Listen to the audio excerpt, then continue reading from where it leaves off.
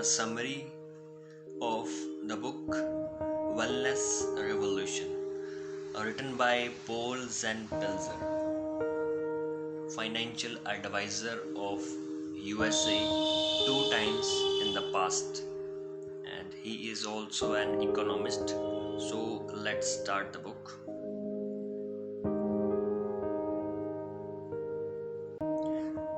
First part of this book we will complete in this video. Main idea, the concept of wellness. Wellness is about the way people eat, exercise, sleep, work, save, age, and almost every other aspect of their lives. At its very heart, wellness means being proactive in sustaining good health. It's now become possible because of scientific breakthroughs in biology, cellular chemistry, and manufacturing technologies.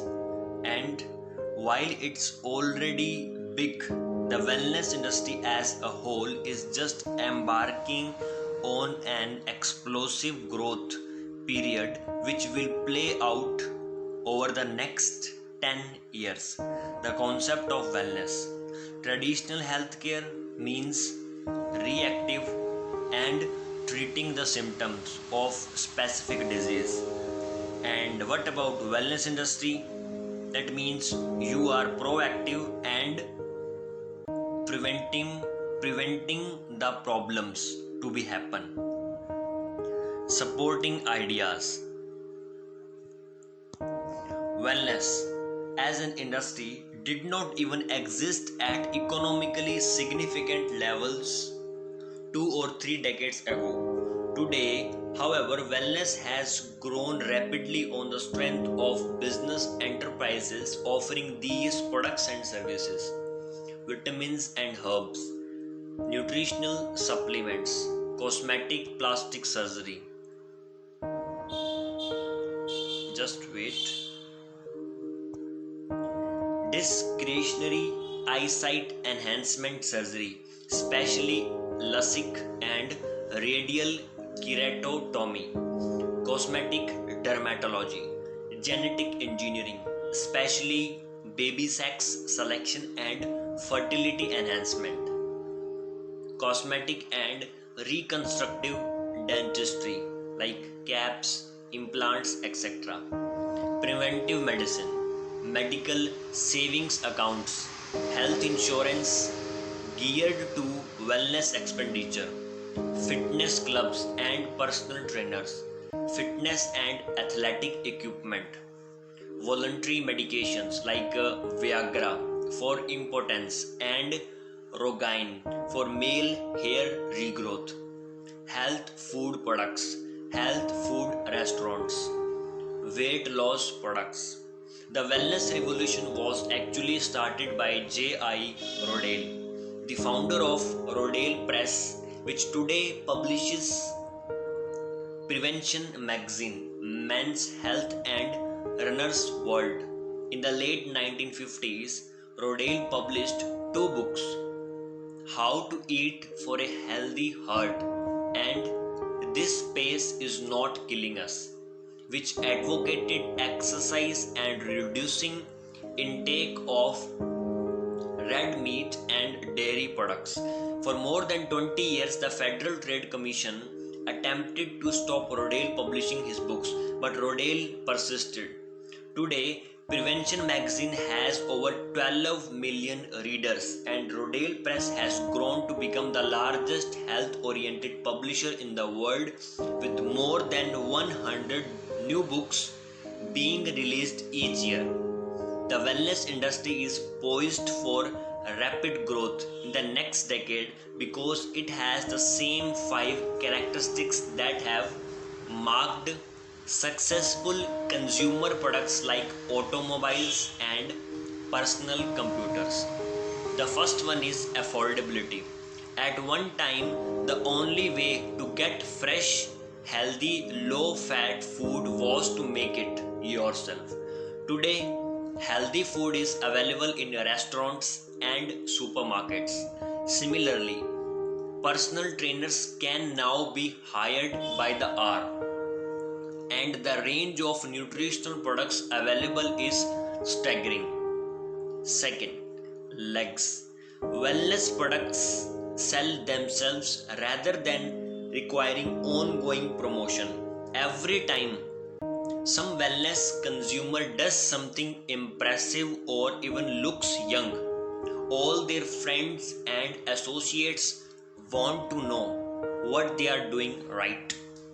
Third is continual consumption patterns. By their very nature, vitamins, exercise, good food, and other wellness products must be used continually to retain the health benefits, and wellness consumers are always looking for new items to add. Fourth is universal appeal. Every human being, regardless of their personal circumstances, wants to be even healthier and fitter than they are now. There is no limit to how well or how strong consumers can become. The last and the fifth one is low consumption time. Most luxury products take time to enjoy. Wellness products and services, by contrast, are enjoyed while doing other things on the job, at home, and in between. Money spent on wellness products and services can be enjoyed all the time. The time is right for a wellness revolution because of the following facts. At present, 61% of the US population is overweight. Thanks to the marketing machine of the $1 trillion food industry, which encourages increased consumption as a way to maximize revenues. It is more profitable for the $1.5 trillion traditional medical industry to commit research and development funding to developing products that treat the symptoms of disease rather than curing the cause. With loose labor markets, there is little incentive for employers or health insurance companies to promote health because individuals can easily be replaced. The baby boomers, born between 1946 and 1964, are refusing to accept the aging process and are willing to spend money on products that slow or reverse the effects of aging.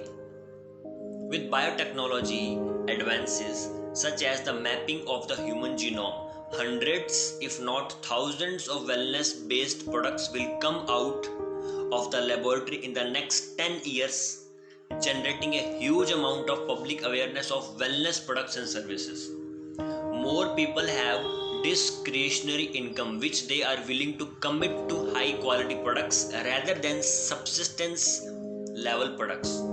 Quality items, particularly high quality wellness products, are in high demand. New technology is allowing workers to be more efficient and creating a pool of available workers sufficiently large to support the creation of a new $1 trillion industry. Even those working within the traditional Western medical industry are starting to acknowledge the importance of diet and exercise in preventing disease and slowing or reversing the aging process. So now we will read some key thoughts from part first of this book. The wellness industries is tackling one of the most profound issues of life, solving one of the few remaining mysteries of human existence, age and vitality, on which technology has yet to make its mark. Paul Pilzer. One of the great scandals of the junk food culture is the extent to which its most enthusiastic promoters personally avoid the very products they are pushing. These food companies do something even worse than targeting lower income, unhealthy, overweight consumers for their products. Once the target actually tries the product and becomes a consumer, company chemists ensure they will never be satisfied with eating just a healthy amount of it. This chemical alteration causes great overconsumption, promoting obesity and destroying the natural tendency of our taste buds to seek variety in what we eat. Paul Pilzer. Just as obese consumers are the target market of the food companies, physicians are the target market of the medical and pharmaceutical companies. Patients receive the drug or treatment that is most profitable. Just as obese consumers are the target market of the food companies, physicians are the target market. So we had covered that. Patients receive the drug or treatment that is most profitable for the supplier of the treatment. The health insurance company, and in some cases even the individual physician, this may or may not represent the best medical treatment available. In the United States, doctors typically prescribe completely different drug treatments for the same ailment depending on which drug company has the dominant market share in their region. There are enormous business opportunities in educating consumers about the prescription drugs they are already taking, how to obtain alternative prescription drugs that are more effective, less expensive, have fewer side effects, or all three. Everyone, no matter how healthy or fit, wants to be even healthier and more fit. Everyone wants to look and feel more youthful. However, until recently, there was very little anyone could do to obtain efficacious wellness services and products. Until now, the few wellness products and services available were affordable only by the very rich. Now that they are becoming widely available and affordable, entrepreneurs are rushing in to provide wellness products and services to a delighted public, creating an economic solution to what is essentially an economic problem. When I was growing up, mealtime conversation seemed to center around personal economic issues. Today, mealtime conversation is becoming more and more centered around wellness issues. Which foods to eat, which supplements to take, how to exercise, and how to avoid getting sick and to limit the effects of age. This is only the beginning of a huge new wave of wellness. Paul Pilzer. Economically, we live in halcyon days that have far surpassed the wildest dreams of our forebears, who fought so hard and lost so much to create what we have today. Yet, due to our plague of obesity and ill health, we begin this millennium with more human unhappiness than at any time in our history. Fully 16% of Americans are trapped within their own prison of being malnourished and overweight, and almost half of those, about 27%, are clinically obese, overweight to a point where they are hopeless and have no idea where to turn for help.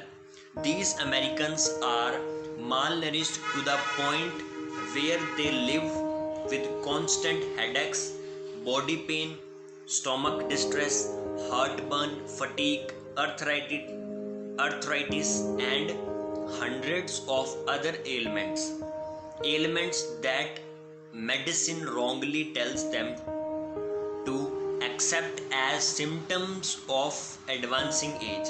Medical companies sell them billions of dollars worth of products, example aspirin, laxatives, that treat only their symptoms while ignoring their cause. A similar situation exists in Western Europe, Taiwan, and most other developed nations. However, all of this is about to change. Thanks to the wellness revolution, never before in history has a business opportunity had the potential to such an incredibly positive impact on the lives of its customers. In the 20th century, it was discovered that there are 13 essential vitamins required to maintain good health that generally cannot be manufactured in the body. More recently, it has been discovered that these same vitamins can prevent disease from developing, make us feel better than well, and even slow the aging process itself. Today, almost 50% of Americans take some sort of nutritional supplement, and industry sales for these products exceed $70 billion. Yet, the vitamin and mineral industry has barely scratched the surface of what is possible. For we are just beginning to understand the biochemistry that explains how vitamins, minerals, and other supplements work. Because of misunderstood economic indicators, our economy is actually growing at a higher rate than is reported. Despite some media reports to the contrary, most of the unemployment we are experiencing is structural unemployment, which is actually the first sign of true economic growth. There is much more than enough growth in the economy to support a new $1 trillion industry. Despite the existence of relatively low levels of unemployment, even with the economic downturn caused by the September 11 World Trade Center disaster, the labor force is available today to support a new $1 trillion industry.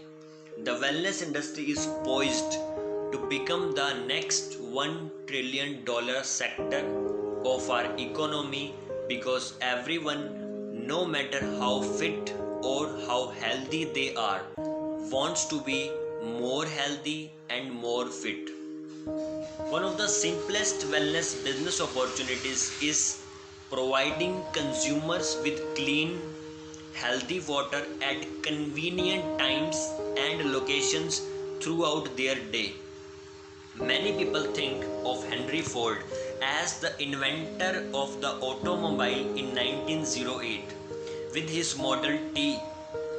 However, cars were actually around for decades earlier as recreational tools for the wealthy. Ford's real invention was to use various new technologies to produce, in his own words, a car so low in price that no man making a good salary will be unable to own one. Until recently, many wellness products and services were available only to the rich. Today, things are beginning to change. Every day, more restaurants serve healthy food, new exercise facilities open, and more vitamins and supplements are being touted in mainstream advertising. It is clear that wellness is about to change our lives as much as did the automobile or the personal computer. By their very nature, vitamins, exercise, food, and other wellness products and services are perhaps the most continually consumed products and services in our economy. When consumers find something that works, they become fanatical. Paul Pilzer. So that was our first part of the summary book, The Wellness Revolution. If you get something new from this video, please do subscribe and share with your friends. We'll meet you in the next video. Bye bye.